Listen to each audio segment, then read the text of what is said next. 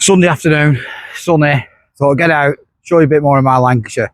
So stick with us. Today, we're going to visit Sambos Grave. A few years ago, I tried to go to Sambos Grave, and you've got to get across there via a causeway, and it's tidal. So I've checked the tides, and we've got a few hours to play around, and then hopefully we can make it across. So stick with us, see where we end up in Pompos, Lancashire.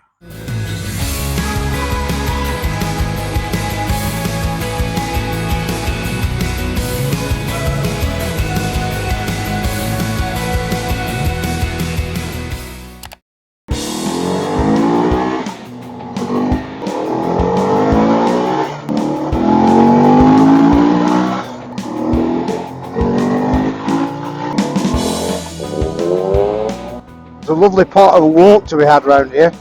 It's called the Tolkien Trail. It's thought that J.R.R. Tolkien wrote. That's 1 mile. That bridge that we just went past then. It's Cromwell Bridge. They reckon that's what they marched over during the Civil War. So the Tolkien Walk takes you all around these fields. I think it's about a 5-mile circular walk. You can start off at a pub and finish at a pub. But if you Google Tolkien Walk, Great Mitten, I'm sure you'll be able to find a map. And it's not a bad walk, is that? However, we're not walking today. We're having a nice ride out. We're going to go up Port Trough, into Heysham.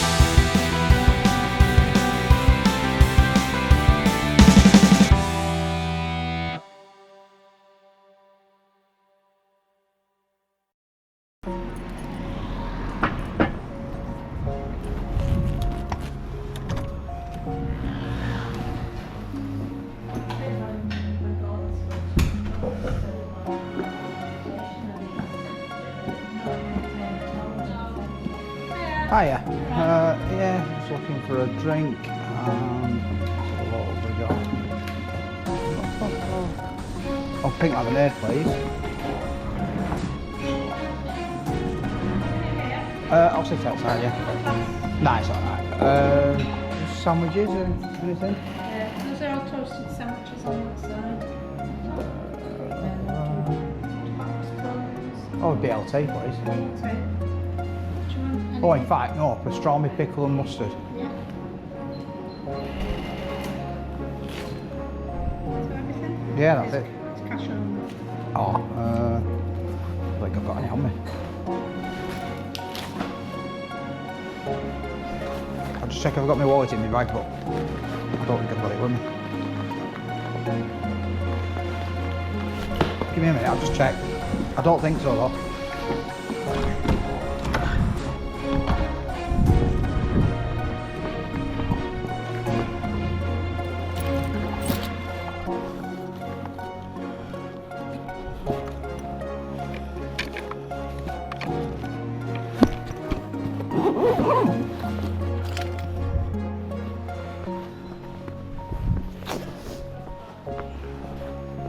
Sorry, I'll have to cancel. I'm sorry.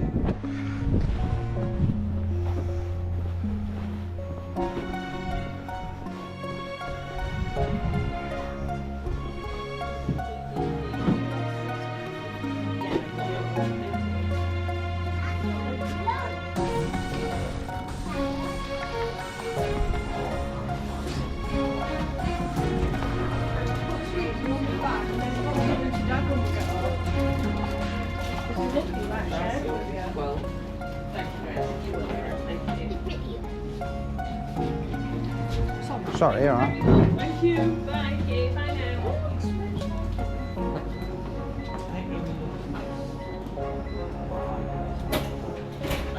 Oh yeah, do sandwiches there.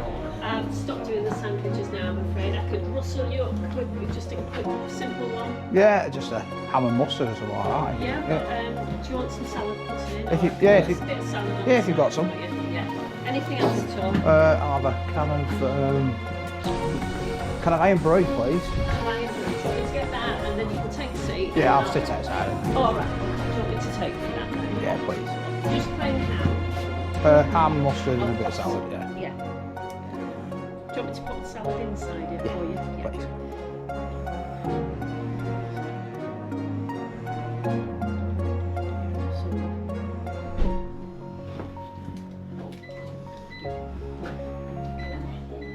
£7 in total, please. Thank you. I've only got white bread left now. That's so- okay. Where are you? In the I'll right just hand? no, I'm on the motorbike that's on the other side. Oh, right, okay. I'll just sit out here so I can have a cigarette. Oh, Thank you.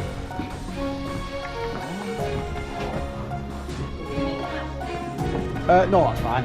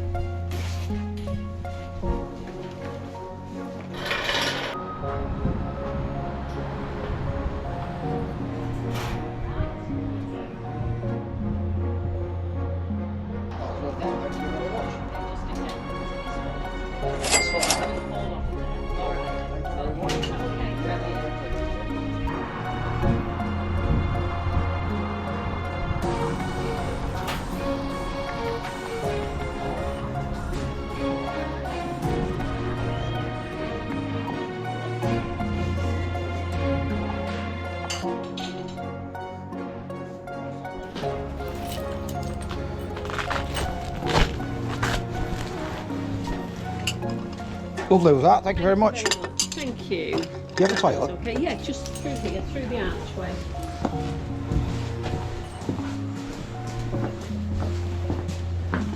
There you go, light switches. just Lovely, there thank you. outside.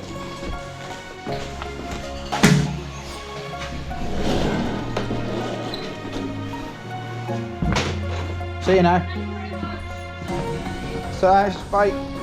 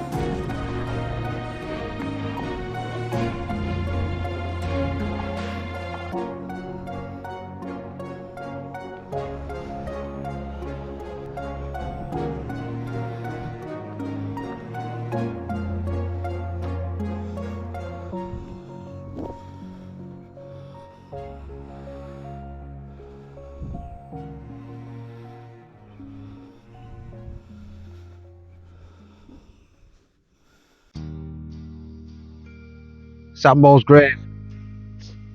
Managed to get the drone out, get to the Causeway, no water about, which is good.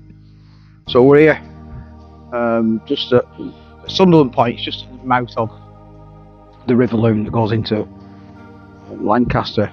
Here's Sambos Grave. I'll take it round and I'll get a bit of video. I've got some drone shots of it.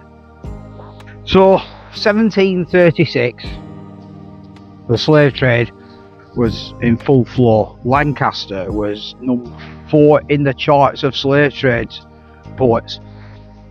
Sunderland Point was quite an active port. They'd wait with it being tidal. They'd unload at Sunderland Point or in Lancaster. So the story behind Sambo, apparently, is ship docked. He was a cabin boy. Nobody knows his real name or his age. Ship docked, and his master, captain, whatever we want to call him, left him at the pub, and we'll stop on the pub on the way back, just at the other side of the Causeway. And off he went to do his business in Lancaster, being part of the transatlantic slave triangle. They'd get goods from, drop all the cotton and mahogany, rum and all them sort of things, and get them unloaded. Then they'd pick up stuff that they could then trade when they got to Africa, so guns or alcohol even, trade in Africa for slaves, then across the Atlantic to the Americas and the Caribbean, where they'd unload the slaves, sell them, make a massive profit, pick up raw cotton and other goods, mahogany, which is why Lancaster's got quite a deep history of cabinet makers with mahogany and things like that. They bring all them goods back, sell them goods, make a massive profit, and again go out and buy the cheap goods that they could then swap for slaves, and so on and so forth, and so it went. And apparently there was about 120 ships that sailed out of the port of Lancaster as slave ships, and it's estimated that around 30,000 human beings were transported on them ships, captured as slaves in Africa and taken over to the plantations in the Americas and the Caribbean. So it's a dark history. Part of that as well is when cotton didn't take off straight away, and with the industrialisation and as the cotton mills started growing, most of the cotton mills in Lancashire were paid for second, third generation, right? They already made the money in slaves, and that's what enabled them to do it. So it's just a massive blot on the landscape of Lancashire. But Lancashire were known as King Cotton, and it plays a big part of it. And then there was the cotton famine that obviously they suffered from as well. During the 1860s, I think, I can't remember exactly, but it was during the American War of Independence. Sorry, American Civil War, I apologise. So it was during the American Civil War that they blockaded any cotton goods coming out. So there was a cotton famine in Lancashire, and loads of people just didn't have any work, and it were all laid off. Cotton had become the thing, and that was the only thing that Lancashire had going for it. One of the reasons why Lancashire were picked, and I always tell this to people, they picked Lancashire because it's always damp, so it stopped the cotton from breaking when they were spinning it. That was part of it, but then also all the canalways and everything were cut from Liverpool all the way through to Lancashire. But again, it's because it was part of this massive slave triangle. So ports of Liverpool and Lancaster were heavily involved in slavery. When he died, apparently they don't know, they said his master had gone away and left him, and apparently Sambo was beside himself, didn't know what to do, thought he'd been abandoned in this strange land. So he then laid down, refused to eat, refused to drink, died. Sailors from the ship came and brought his body down to here, and they buried him here because he wasn't allowed to be buried in the churchyard because he wasn't a Christian. So that's why Sambos Grave here today, and all the local children, everybody comes out, and you'll see it when you see the picture. It's painted stones and everything. So that's Sambos Grave, and it's about a 10-minute walk. You get over the Causeway, you've got to park up. There's a private road you have to walk down. It's about a 10 minutes walk on a nice day. It'd be great. It's just right now. It's just turning. So there, that's Sambos Grave. I'll see you.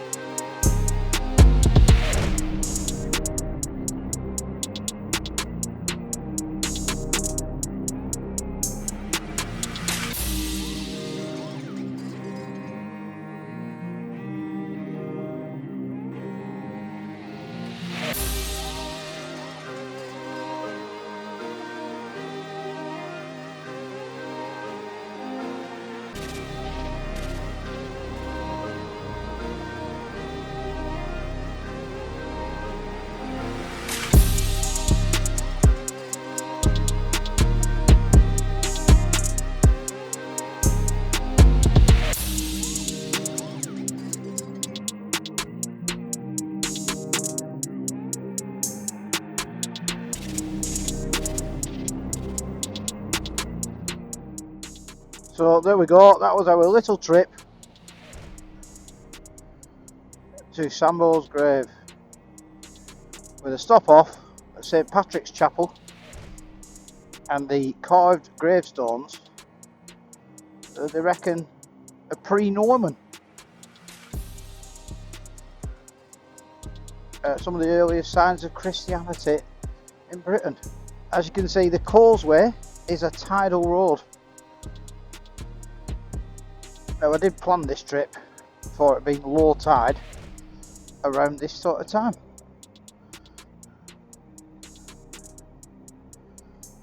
Because I did try to come in here a couple of years ago with my lass on the back, and we got so far and there was water over the road and she were having none of it. So it's not a bad little run out, is this? Heysham Village, there's about 3 cafes that I saw. I stopped at one, the Old Barn Cafe I think it were.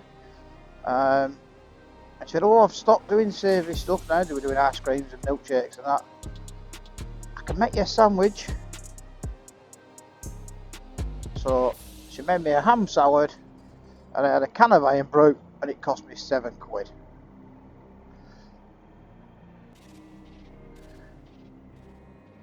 So just as we get back here now, apparently this bar here, the Globe, there's an outhouse attached to it, right? And the house used to be a brewing house, and they reckon that's where young Sambo died.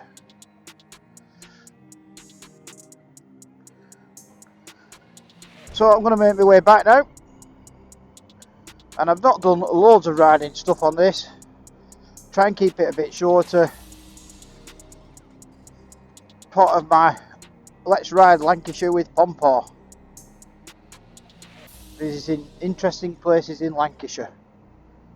I've got loads to think up that I can do.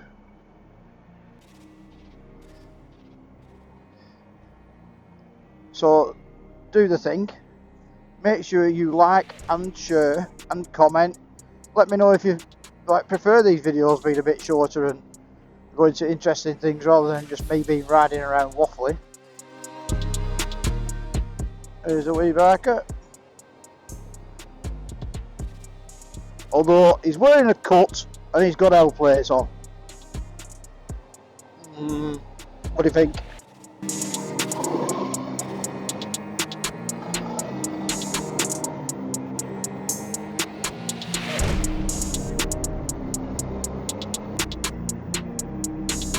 Stick spots on, why not?